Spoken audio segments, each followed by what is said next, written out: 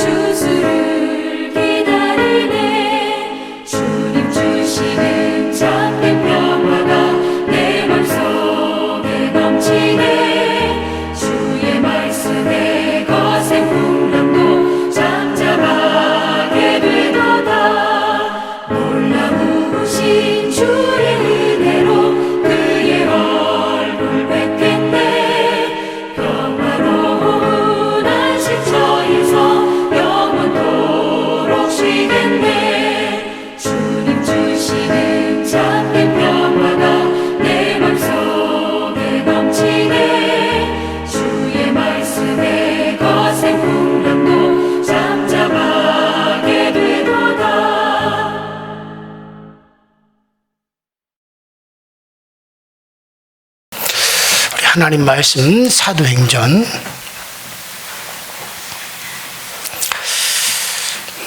7장 오늘 39절부터 53절까지 저와 여러분들이 한 목소리로 합독하도록 합니다.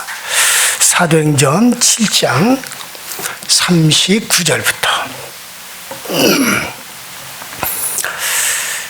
시작. 우리 조상들이 모세에게 복종하지 아니하고자 하여 거절하여 그 마음이 도리어 애굽으로 향하여 아론더러 이르되 우리를 인도할 신을 우리를 위해서 만들라. 애굽 땅에서 우리를 인도하던 이 모세는 어떻게 되었는지 알지 못하노라 하고 그때 그들이 송아지를 만들어 우상 앞에 제사하며 자기 손으로 만든 것을 기뻐하더니 하나님을 이면하사 그들을 하늘의 군대에 섬기는 일에 버려두었으니 이는 선지자의 책에 기록된 바 여호와 이스라엘의 집이여 너희가 광야에서 40년간 희생 제물을 내게 드린 일이 있었느냐 몰록의 장막과 신제판을 만들었으며 이것은 너희가 절하고자 하여 만든 형상이로다 내가 너희를 바벨론 밖으로 옮기리라 함과 같으니라 광야에서 우리 조상들에게 증거의 장막이 있었으니 이것은 모세에게 말씀하신 이가 명하사 그가 본 그 양식대로 만들게 하신 것이라 우리 조상들이 그것을 받아 하나님이 그들 앞에서 쫓아내신 이방인의 땅을 점령할 때 여호수아가 함께 가지고 들어가서 다윗 때까지 이르니라 다윗이 하나님 앞에서 은혜를 받아 야곱의 집을 위하여 하나님의 처소를 준비하게 하여 달라고 하더니 솔로몬이 그를 위하여 집을 지었느니라 그러나 지극히 높으신 이는 손으로 지은 곳에 계시지 아니하시나니 선지자가 말한 바 주께서 이르시되 하늘은 나의 보좌요 땅은 나의 발등상이니 너희가 나를 위하여 무슨 집을 짓겠으며 나의 안식할 처소로가 어디냐 모든 것이 다 내 손으로 진 것이 아니냐 함과 같으니라 목이 곧고 마음과 귀에 할례를 받지 못한 사람들아 너희도 너희 조상과 같이 항상 성령을 거스리는도다 너희 조상들이 선지자들 중에 누구를 박해하지 아니하였느냐 의인이 오시리라 예고한 자들을 그들이 죽였고 이제 너희는 그 의인을 잡아준 자여 살인한 자가 되었으니 너희는 천사가 전한 율법을 받고도 지키지 아니하였도다 하니라 아멘. 자, 오늘 우리가 지난 시간에 이어서 스데반의 설교를 세 번째 우리가 이제 살피는 그런 시간입니다. 자, 이 스데반 그는 죽기 직전에 한 편의 설교를 이제 하고서는 죽게 되는데 그 설교 시간이 그렇게 긴 설교 시간이에요. 제가 생각할 때는 한 10분에서 15분 아니면 그보다 더 적은 10분 안쪽일 수도 있습니다. 그 설교를 그 엄청난 회중들 앞에서 이제 하고 그 다음에 스데반은 돌에 맞아 순교를 하게 되어집니다. 그렇기 때문에 제가 그가 성령 충만을 받고 표적과 기사를 행하며 엄청난 일을 했어요. 사도들만이 할 수 있는 일을 교회 직분자로 오늘날로 말하면 장로님들이겠죠. 그가 선택되어서 정말 직분자가 되어지고 초대교회 최초의 직분자가 되어진 평신도로서 사도들을 통해서만 나타났던 표적과 기사가 그를 통해서도 나타났고 사도들만이 회중들 앞에서 외쳤던 설교를 그가 했습니다. 그리고서는 이제 스데반은 장엄하게 순교를 하고 순교하는 그 순간 죽는 그 순간 주님께서 보좌에서 벌떡 일어나 스데반을 영접하는 대목이 이제 나오게 되어집니다. 이 짧은 기간에 되어졌던 그의 설교이기 때문에 제가 의미 있게 계속 그의 설교를 살피는 겁니다. 왜 그가 이 설교를 하면 그는 죽어요. 돌에 맞아 죽어요. 그런데도 왜 이리 설교를 할까? 너희가 천사가 전해준 율법을 지키지도 아니하였는데 하나님이 직접 오셔서 한 그 말씀도 너희들이 지키지 아니하는구나. 그것이 진짜 돌에 맞아 죽은 거예요. 왜? 그들은 율법은 천사가 전해줬다고 생각하지 않았어요. 그들은 그들에게 전해진 율법은 하나님이 직접 주신 것이라고 생각했는데 스데반은 여기서 뭐라 그럽니까? 천사가 전해준 거다. 그러나 예수께서 하신 말씀은 하나님이 오셔서 한 거다. 이 말 때문에 그들이 일을 가는 거예요. 사실은. 자, 어쨌든 스데반의 설교를 세 번째 살피는 시간인데, 자, 이 스데반의 설교는 하나님께서 아브라함을 부르는 것에서부터 시작이 되어집니다.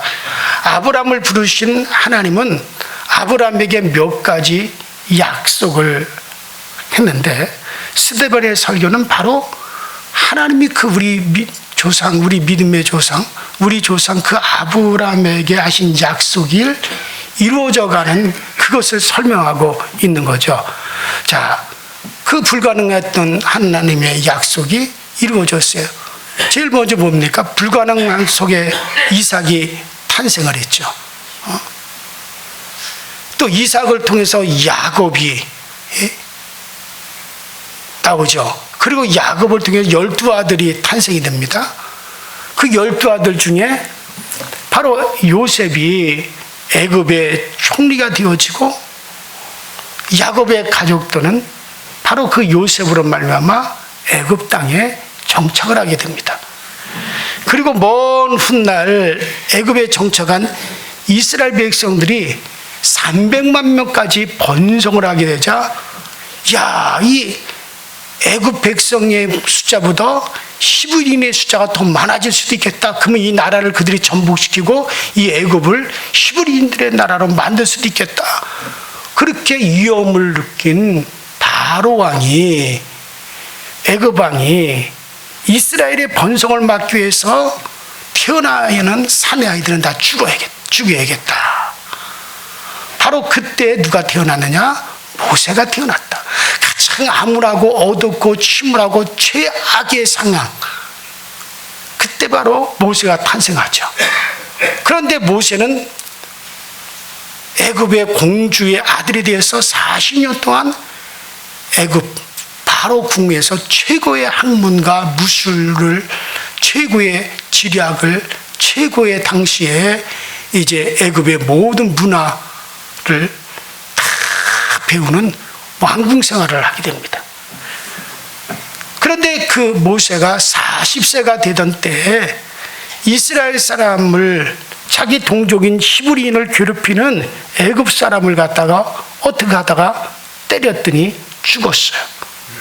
그리고 자기의 신분이 히브리인이라는 것이 밝혀지게 되면 자기 어머니, 바로 왕의 딸, 그 어머니도 난감해질 뿐만 아니라 여러 사람들이 신분이 밝혀지게 되면 이거 안 되겠구나. 당장 나의 신분이 히브리인의 신분이라는 걸 밝혀지면 애굽 왕이 나를 가만두겠는가. 그래서 정말 미디안 광야로 도망을 갔어요. 그리고 그 미디안 광야, 아무것도 없는 그 광야에서 40년 동안 목동으로 생활을 합니다. 그 광야 뭐가 있어요? 나무가 있습니까? 뭐 숲이 있습니까? 뭐가 있어요? 아무것도 없어요. 오직 하늘 위에는 바라볼 곳이 없는 거예요. 하나님만 바라보는 삶을 40년을 합니다. 그러는 동안에 미디안 족장의 딸과 결혼을 하고 또 두 아들을 낳게 되죠. 자, 그렇게 해서 생활을 하다가 그의 나이 80이 됐어요. 40년을 또 미디안 광야에서 보내고서 그의 나이 80이 될 때, 그때 드디어 하나님이 모세를 부르십니다. 가시떨기 나무에서 천사를 통해서 모세야, 모세야 하고 부르십니다. 하나님의 부르심을 받은 모세는 이스라엘 백성들을 애굽 땅에서 나의 백성 이스라엘을 해방시켜 가나안 땅으로 데리고 와라 라고 하는 엄청난 하나님의 사명, 명령을 받은 지도자가 되어집니다. 자, 이것이 몇 번에 걸쳐 살핀 스데반의 설교의 내용이었어요.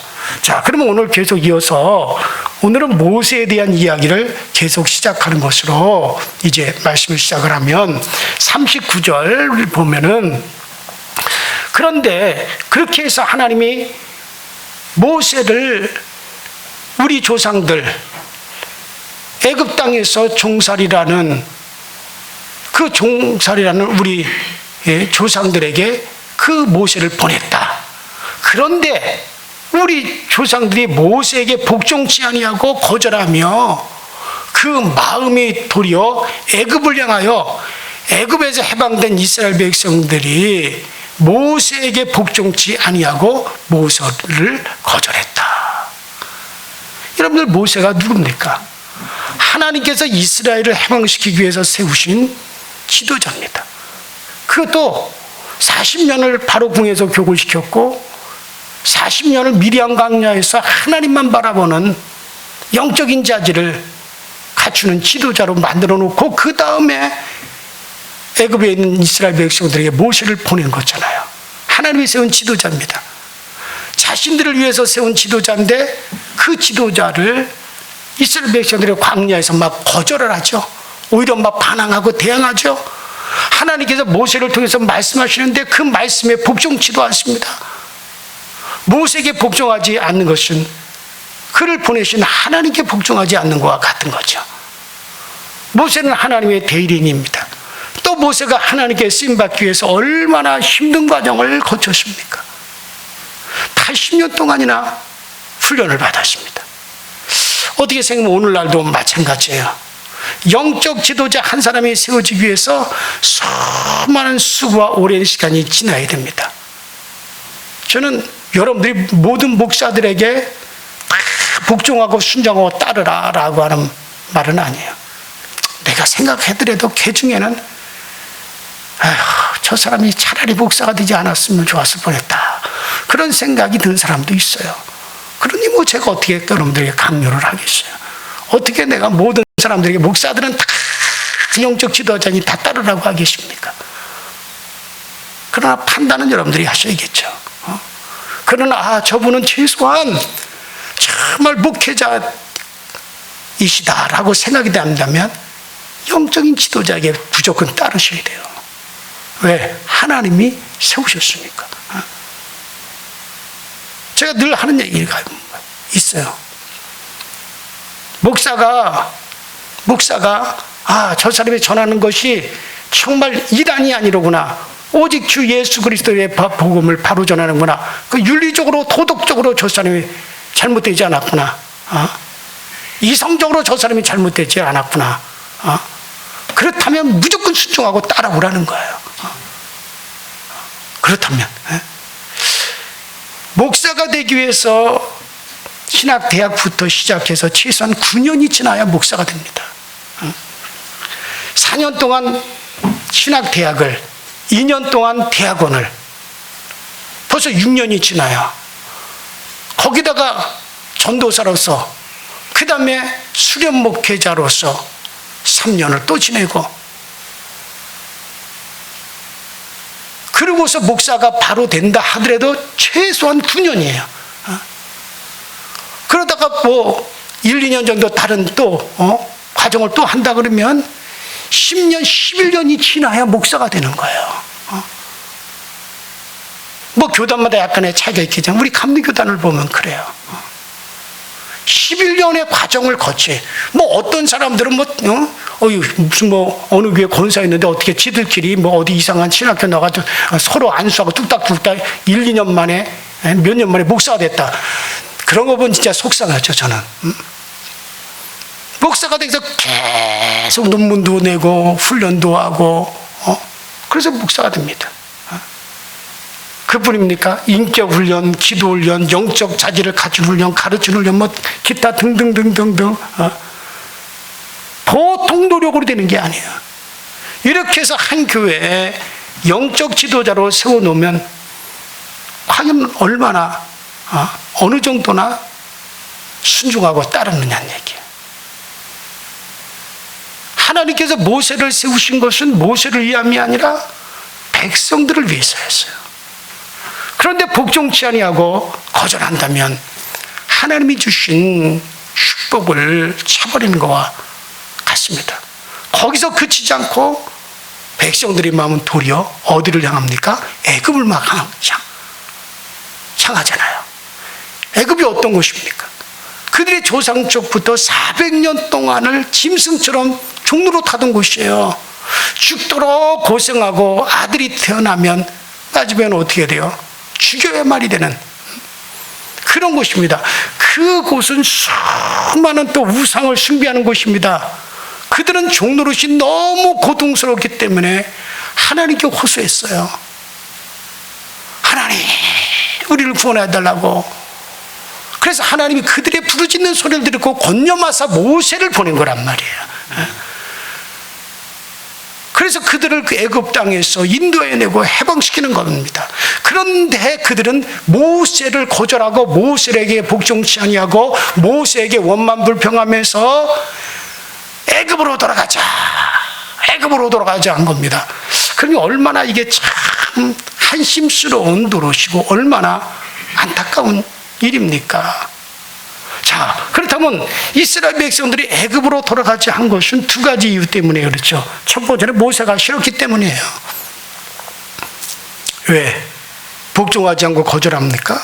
그것은 한마디로 말하면 모세가 싫다는 거예요. 애굽은 영적으로 보면 예수 믿기 전에 세상이다 생각하시면 됩니다. 자, 여러분들에게도 우리가 떠나 나온 애굽이 우리에게도 있어요. 그럼 여러분과 저에게 있어서 애굽이 어디입니까? 여러분과 저에게 있어서 애굽은 바로 우리가 예수 믿기 전에 생활했던 이 세상이에요. 예수 믿기 전에 세상입니다. 자, 그리고 여러분 광야 생활은요, 예수 믿고 신앙생활하는 것, 즉 교회 생활입니다. 교회에서 훈련받는 생활이에요. 지금 여러분들은 세상을 떠나왔어요. 애굽을 떠나 나왔어요. 그리고 교회 안에 들어왔어요. 지금 이 교회에서는 무슨 생활? 따라합시다. 광야 생활. 지금 애굽을 떠나서 여러분들은 광야 생활이에요. 이 교회 생활은. 그러면 이 광야 생활은 무슨 생활이에요? 훈련되는 생활이란 말이에요. 어디 백성으로? 하늘의 백성으로 훈련되는 거야. 아직 우리는 하늘에 들어가기 전이에요. 그래서 우리는 영원히 우리가 살 하늘의 백성으로서 이 교회를 통해서 우리가 훈련을 받습니다. 광야 생활이에요. 교회 생활이에요. 자, 그런데 목사 보기 싫다고 신앙생활 그만두고 세상으로 나갑니까? 설교 듣고 시험 들어서 신앙생활 중단해 버린다면, 아이고 아무개 꼴 보기 싫어, 아무개 장로, 아무개 권사, 아무개 집사, 아이고 아무개 꼴 보기 싫다고 그만두고, 아유 교회에서 일하는 게 싫어, 아유 교회에서 봉사하는 것도 싫어, 교회에서 뭔 그렇게 뭐 이렇게 찾아온 게 많아, 그거 힘들다고 그거 그만두고, 목사가 헌금 얘기한다고 그만두고, 이런 행동이 과연 현명한 행동이냔 말이에요. 그러면 누가 손해입니까? 여러분들, 내 마음에 쏙 드는 사람이 어디 있습니까? 단 한 사람이라도 없어요. 그러니 사람 보고 신앙생활하면 시험 들게끔 되어 있어요.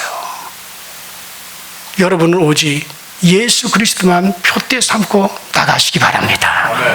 현재고 목사도 볼 거 없어요.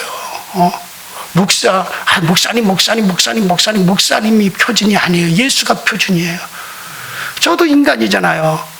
저도 연약한 사람이잖아요. 실수투성이고 부족한 것 투성. 그러나 여러분들이 주의 종, 우리 교회 세운 영적 지도자라 인정해 주니까 내가 목사 노릇하는 거지. 내가 얼마나 우리 사람한테 물어보세요. 얼마나 약점이 많은 사람인가, 약한 사람인가. 오직 교회 안에서 예수 그리스도만을 표대 삼으셔야 돼요. 바울처럼. 자, 그런데 이스라엘 백성들은 그 모세가 싫다는 거야. 모세에게도 약점이 많이 드러났겠죠, 광야에서. 두 번째로는 왜 그들이 애굽으로 돌아간다고 그랬습니까? 애굽의 고기와 떡이 먹고 싶었기 때문에 그렇다는 거예요. 성경에 나온 출애굽기 16장 3절에 그들에게 이르되 우리가 애굽 땅에서 고기 가마 곁에 앉아서 떡과 고기를 배불리 먹던 때 여호와의 손에 의해서 우리가 죽었으면 좋았을 것을 너희가 이 광야를 인도하여 내서 온 회중으로 줄여 죽게 하는구나. 쉽게 말해가지고 예수 믿기 전에 생활이 그리워서 교회 못 다니겠다는 거예요. 쾌락이 그리워지고 술이 그리워지고 주일날 놀러 다니다는 것이 그리워지고 이 여자 저 남자 막 만나더라도 아무런 꺼리낌 없이 생활했던 그때가 그리워지고, 그러니까 그때가 그리워지니까 뭐예요? 교회 다니는 게 재미없고 멋대리거리가 없어서 다시 믿기 전에 생활로 돌아가고 싶습니다. 여러분들, 우리가 이스라엘 백성들의 이 어리석음을 지금 스데반이 지적하는 거예요. 여러분, 이스라엘 백성의 어리석음을 보면서 우리는 정말 정신을 차리시기 바랍니다. 오직. 그래서 베드로가 너희가 정신을 차리고,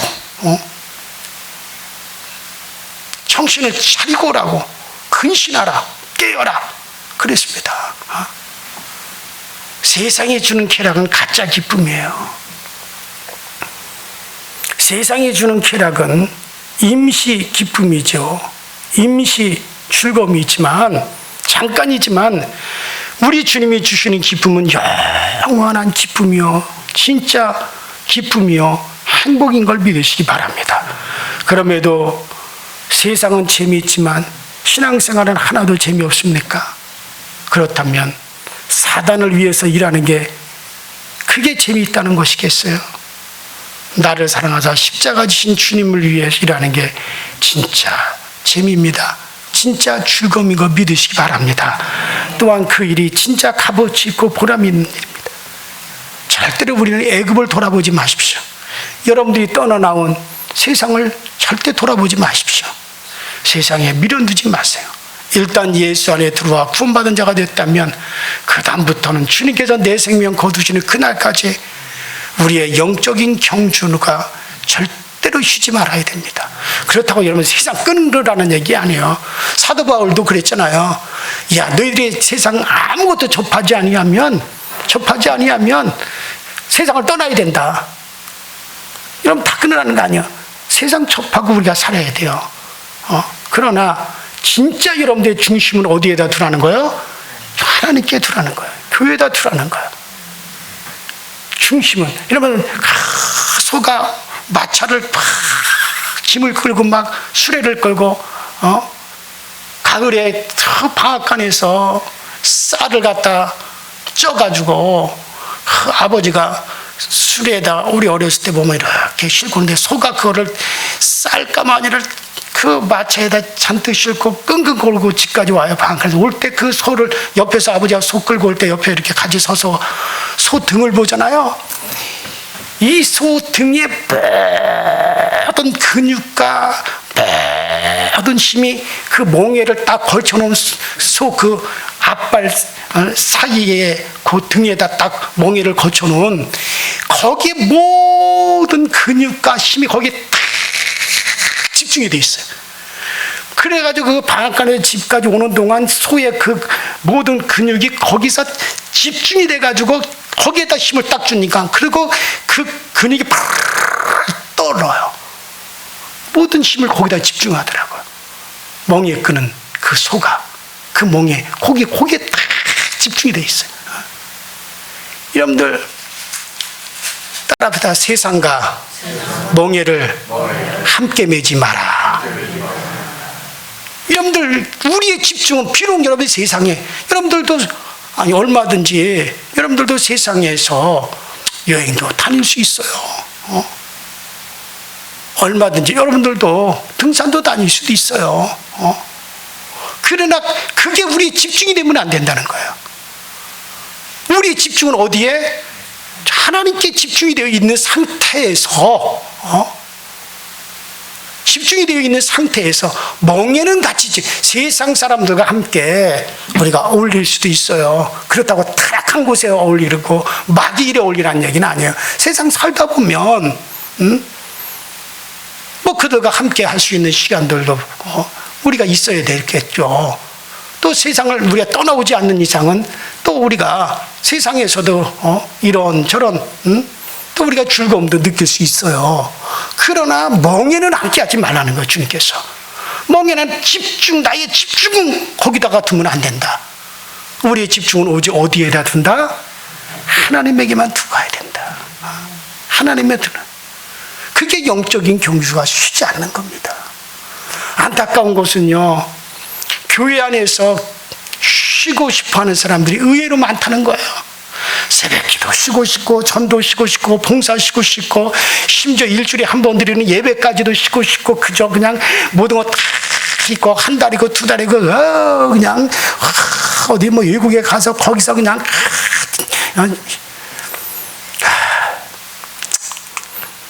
그게 과연 옳은 것일까? 요새는 아주 목사님들도 그렇다고요. 요새 이렇게 돌아가는 게 이렇게 풍을 보니까는 목회자들이 원래 7년에 한 번 안식년이라는 거 있어요. 그럼 안식년에는 1년 동안 목회를 쉬고 이제 부족했던 교양을 쌓는다든가 또 다른 해가지고 목회를 1년 동안 쉬는 안식년을 가져요. 그래서 저는 지금까지 안식년을 가져본 적이 한 번도 없어요. 그런데 요새는 또 어떻게 하냐면 안식년을 안 갖고 안식월을 갖는 그런 게 하더라고요. 그래가지고 1년에 한 달 정도씩 시간을 내가지고 그 안식년을 갖다 이제 매년 그냥 한 달씩을 그렇게 안식월이라고 해서 대부분 교회들이 그래요. 그래서 제가 이게 무슨 짓거리들이냐 도대체가. 그 뭐 하자는 거냐 가서. 그래서 교회를 잃고 다 잊어버리고 뭐 하자는 거냐. 그래서 참 안타까워요. 근데 저는 은퇴하기 전에 제 아내랑 딱 한 달 정도는 쉬고 싶은 마음이 있어요. 우리 평생에 아직까지 그래 본 적이 없지만은, 왜냐면 나도 은퇴하기 전에 제 아내하고 한 번 정도는 해야겠다라는 생각은 가지고 있지만, 글쎄 평생에 한 번이면 족하지. 그래서 저는 참 그런 모습 보면 안타까워요. 여러분들, 우리는 절대 쉬어서는 안 돼요. 계속해서 가시기 바랍니다. 여러분들 새벽기도 쉬고 싶다, 전도하고 싶다, 봉사하는 쉬고 싶다, 예배도 쉬고 싶다, 그런 마음이 들어오면 따라합시다. 사단아 물러가라. 우리 주님같이 사단아 물러가라. 너는 나를 넘어지게 하는 자로다. 그렇게 여러분 탄호하셔야 됩니다. 이사하는 사람들 가운데 쉬는 사람들 많아요. 이사하기 전까지 마지못해서 다니다가 본교회에서 멀리 이사를 가면 야, 이거 쉴 수 있는 좋은 교회다 생각하고 아주 푹 쉬어버립니다. 쉬는 것은 하나님 품에서 사단의 품으로 옮기는 것과 같은 거예요. 잠깐 쉬었다 다시 나가야지 하지만 그 잠깐이 영원히 돼버릴 수가 있습니다. 그러니 잠깐 잘못 쉬다가 영원히 죽을 수 있는 거예요. 여러분, 한 사람을 구원시키기 위해서 얼마나 많은 사람의 애를 썼습니까? 여러분들 그렇잖아요. 여러분들 평생 신앙생활하면서 한 사람 전도해서 나 같은 교인만데 그게 어디 쉽습니까? 인고의 노력이 필요한 거죠. 여러 성도들의 기도와 가족들의 기도, 그리고 흘린 눈물이 어느 정도입니까? 여러분 한 사람을 살리기 위해서 여러분들의 부모나 여러분들의 가족이나 여러분들을 전도한 사람이나 또 여러분 주변에서 수년 또는 10년 이상 수많은 사람들이 땀과 눈물과 희생이 있었는데 뭔가 좀 마음에 들지 않는다고 교회생활 팽개치고 나가는 사람들 보면 너무 안타까워요. 급신게. 저는 제가 우리 강서지역에 와서 교회에 들어온 사람들도 많지만 나간 사람들도 꽤 돼요. 그들 한 사람 한 사람 나갈 때 여러분들은 기억이 없겠지만 저는 지금 다 내 머릿속에 있습니다. 그런 분들이 어떤 핑계를 대고 나갔는지, 뭔 핑계를 대면서 교회를 떠났는지 기억 못하는 사람 한 사람도 없어요. 제가 지금 다 기억하고 있어요. 그리고 하나님 앞에서 끊임없이 그 섭섭함도 지금 저는 말을 하고 있어요. 그 중에는 제가 부족해서 나간 분도 있겠죠. 정말 과연 하나님 것이 바른 행동이었습니까? 이것이 정말 온전한 것이었습니까? 과연 하나님 그들을 어떻게 생각하시겠습니까? 여러분들, 지금 여러분이 주님 안에 있음을 정말 다행으로 여기고 감사하시기 바랍니다. 지금 세상에 속한 자들은 영원한 죽음을 향해서 신나게 뛰어가는 것을 우리가 보고 있지 않습니까? 그걸 보면서도 다시 그곳으로, 다시 애굽으로 돌아가겠다고 말할 수 있겠어요? 오늘 아침에 애굽으로 돌아가자라는 이스라엘 백성들의 불평에 대해서 왜 스데반이 마지막에 그것을 꼭 이렇게 지적을 했을까? 다시 세상을 그리워하는 것은 얼마나 어리석고 주님의 십자가를 내팽개치는 것입니까? 우리는 절대로 여러분들 돌아갈 수 없어요. 다시는 세상의 짐을, 세상의 멍에를 함께 메고 갈 수는 없습니다. 이제는 오직 표대, 부활과 천국 가는 것만 여러분들에게 남아있다는 걸 인정하시고 오직 세상 등지고 주님만 바라보시고 세상 등지고 주님만 보실 수 있는 여러분과 제가 될 수 있기를 주 이름으로 축원합니다. 우리 전에 다 같이 주여 한번 부르시고 오늘 말씀 붙잡고 통수로 기도하시기 위해서 광복 80주년 오늘 강국절인데 하나님 이 나라의 민족 우리에게 복음의 해방을 주시니 감사합니다. 진리 해방을 주시니 감사합니다. 또 이 나라의 민족을 주권 나라 삼아 주시니 감사합니다. 정신을 차리고 국민들이 정신을 차리게 하시고 우리 기독교인들이 진리 안에서 깨어있게 하여 주시옵소서. 다 같이 주여 한번 부릅니다. 주여. 전능하신 하나님 우리 아버지 주님으로 알기 예산에 감사드립니다. 날마다 우리 주님으로 인한 기쁨이 충만하게 하시고 우리 주님으로 인한 즐거움이 충만하시는 저희 모두가 되어지게 하여 주옵소서. 정말 이스라엘 백성들 우리가 다시 애굽으로 가자 우리가 다시 애굽으로 들어가지 않냐 모세를 원망하며 모세를 향하여서 불평하며 돌을 들어 심지어 그 모세를 치려고까지 했습니다. 하나님이 어떻게 해서 그들을 인도하여 내셨는데 그들이 어떻게 해서 애굽을 떠나서 이 광야까지 나왔는데 어떻게 해서 그들이 하나님께로 돌아왔는데 어찌 그들이 애굽으로 돌아가자는 말을 하나님 앞에서 할 수 있겠습니까? 아버지 건 사단의 역사였습니다. 오로지 우리는 아버지 하나님여 정말 날 구원하신 주님을 감사하며 날 구원하신 우리 주님께 또 감사와 영광을 날마다 주의 길을 망가게 하시고 날마다 믿음의 길을 망가할 수 있는 우리 성도들이 다 되어지게 하여 주옵소서. 행여라도 우리의 신앙이 우리의 믿음이 하나님이 정말 아버지 하나님 이와 같은 이스라엘 백성들처럼 그런 아버지 하나님 세상을 바라보는데 우리가 아버지 하나님 빠져있다면 돌이키게 하여 주옵소서. 우리의 잘못을 회개하게 하여 주옵소서. 오직 아버지 우리는 주 예수 그리스도의 표대를 바라보고 천국의 표대를 바라보고 그 선망 안에서 믿음으로 신앙으로 힘있게